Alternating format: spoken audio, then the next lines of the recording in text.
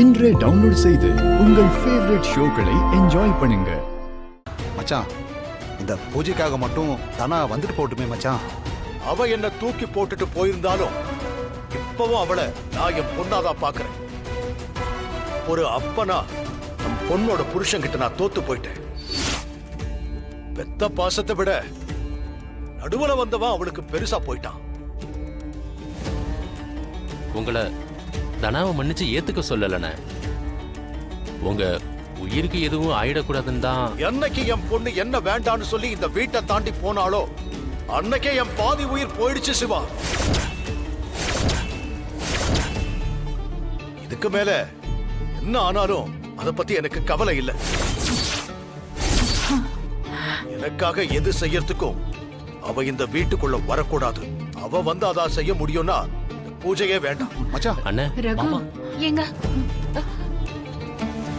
பாட்டி, நீங்க மாமாட்ட பேசி பாருங்க. ஆமாத்த.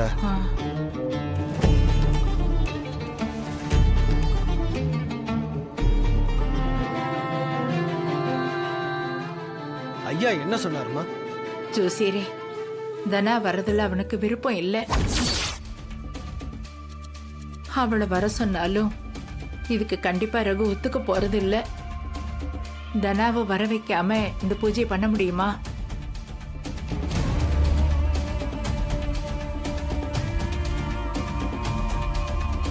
ஒரு வழி இருக்குமா?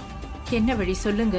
ஆயுஷ்மான் பூஜையில 3 சுமங்கலி பொண்ணுங்களை வர வச்சு அந்த சுமங்கலி பொண்ணுங்களோட தாலியோட சக்தியை வச்சு இந்த பூஜைய பண்ணலாம். ஐயா, இப்படி பரிகாரத்தை மாத்தி செஞ்சா எதுவும் தப்பாயிடாதா? இல்லம்மா, எந்த தப்பும் இல்ல.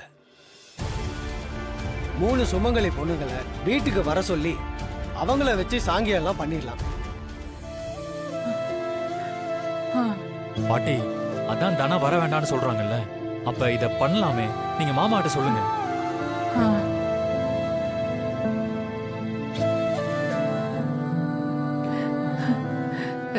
ரகு சம்மதம் சொல்லிட்டான். நீங்க சொன்ன மாதிரியே சுமங்கலி பொண்ணுங்களை வர வச்சு இந்த பூஜையை பண்ணிடலாம். வர வெள்ளிக்கிழமை நாள் நல்லா இருக்கு. அன்னைக்கு ஆயுஷ்மான் பூஜை பண்றதுக்கு ரொம்ப உகந்த நாள். அன்னைக்கே பூஜை பண்ணிடலாம்.